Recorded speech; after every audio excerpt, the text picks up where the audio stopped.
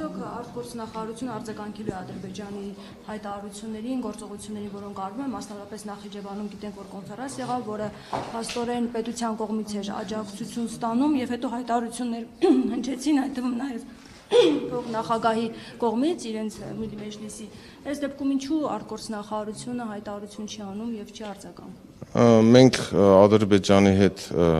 դրական օրակարգի մեջ ենք, բայց կան նաև որոշ ապակառուցողական հայտարարություններ, եթե մենք արձագանքի կարիք տեսնենք, անենք այդ։ Երբ որ մենք լռում ենք այս դեպքում, մենք արդյոք չենք թույլ տալիս, որ նրանք լեգիտիմացնեն այս թեզերը եւ նաև ներկայացնեն միջազգային ալիանսներում։ Մենք այս փուլում դրան արձագանքելու կարիք չենք տեսել, եթե կարիք լինի, անպայման կարձագանքենք։ Նրանք չեք տեսնում այս մասով։ Նրանք փաստորեն մեծ էկրաններին ցույց են տալիս Երևանի փողոցները եւ ասում են մեր տարածքներն են պետք է վերադառնան, Արևմտյան Ադրբեջանը եւ այլն։ Եվ գիտեք, այդպիսի դրվագներ անընդհատ լինում են եւ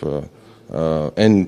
պահին, երբ որ մենք տեսնում ենք դրան արձագանքելու կարիք, մենք դա անում ենք։ Փաստորեն պետական աջակցություն ունի այս ծրագիրը։ Մի րոպե, էլի թեման ավարտենք նոր։ Փաստորեն պետական աջակցություն ունի, սա ոչ թե ուղղակի ՀԿ-ի ներկայացուցիչներն, ովքեր նախաձեռնում են այսպիսի կոնֆերանսներ, միջոցառումներ, այլ պետական աջակցություն ունի։ Ինչպես է ստացվում, որ Ալիևը մի կողմից խաղաղությունից է խոսում, մյուս կողմից այսպիսի գործիքակազմ է կիրառում։ Կրկին նշեմ, որ այսպիսի դրվագներ լինում են, հա, եւ